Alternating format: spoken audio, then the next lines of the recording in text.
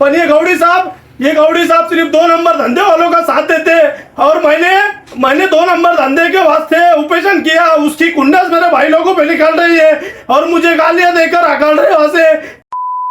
मैं जोएब जामादार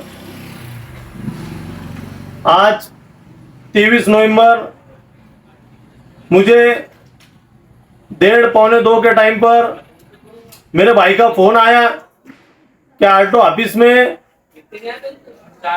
किसी 2-3 अधिकारियों के साथ में बातचीत प्रॉब्लम हुआ उसको। और उसके बाद में उसने कहा, मुझे बताया कि भाई कि तू पुलिस स्टेशन में मेरे साथ में चल, मेरे पे ज्यादती हो रही। मैं 3 बजे मेरे भाई को पुलिस स्टेशन में लेकर गया, लेकिन पुलिस स्टेशन में जाने के बाद 3 बजे से 7:30 बजे तक वो बैठे रहा। मैंने यहाँ के जो पिया है गौड़ी साहब, इनको विनंती की, मांग की कि उसकी तुम फिरियाद लो, लेकिन ये गौड़ी साहब ने मुझे भी गालियां देकर हकाल दिया वहां से। ये जो गौड़ी साहब है, ये मेरे से, मुझे लग रहा कि मैं इससे पहले जो मैंने ऑपरेशन किया था कि 2 नंबर धंधे बंद करो, इसके लिए जो मैंने ऑपरेशन किया था, लेकिन ये गौड़ी साहब वो खुन्नस मेरे से निकाल रहे और इनको किसी से बात करने की तमीज नहीं है।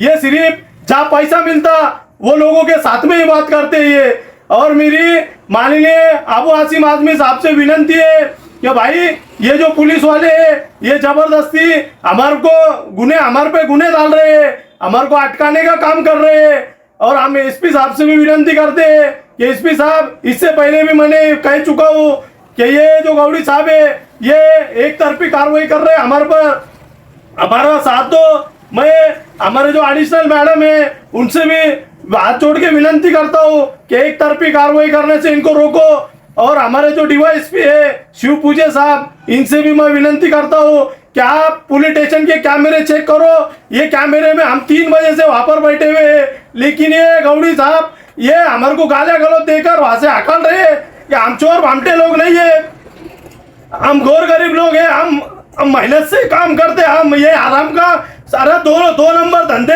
ये गौड़ी साहब के राज में सब 2 नंबर धंधे चालू है खुले हम। पर ये गौड़ी साहब सिर्फ 2 नंबर धंधे वालों का साथ देते और मैंने 2 नंबर धंधे के वास्ते ऑपरेशन किया। उसकी कुंडस मेरे भाई लोगों पे निकल रही है और मुझे गालियां देकर हकल रहे वहां से। ये गौड़ी साहब, यहाँ की उनकी पूरी टीम, वो अभी अवार्ड साहब, अरे हमारे को गालियां देकर हकल रहे। हम चोर भामटे लोग नहीं है, हम एक सामाजिक कार्यकर्ता है, हमारे पे अन्याय अत्याचार मत करो।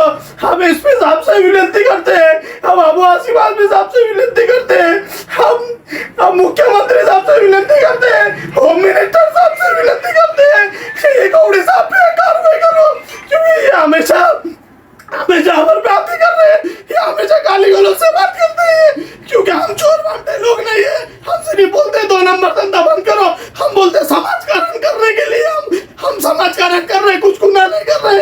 हम गरीब मजलूमों की हम आवाज को उठा रहे हैं, इसका मतलब हम कुछ गुनाह नहीं कर रहे। लेकिन ये गौड़ी साहब को मैंने 3-4 मरतबा देखा, आज भी उन्होंने गालियां देकर पुलिस स्टेशन में से हमारे को निकाला है। हम डीएसपी साहब से विनंती करते हैं, हम अबू आसिम आजमी साहब से विनंती करते हैं, हम डीवाईएसपी साहब से विनंती करते हैं, एडिशनल मैडम से विनंती करते हैं कि गौड़ी साहब के यहाँ से बंदी करो। ये एक तरफी कार्रवाई है, जब पैसे मिलते हैं वही कार्रवाई करते हैं गौड़ी साहब और हमारे पे अत्याचार कर रहे हैं।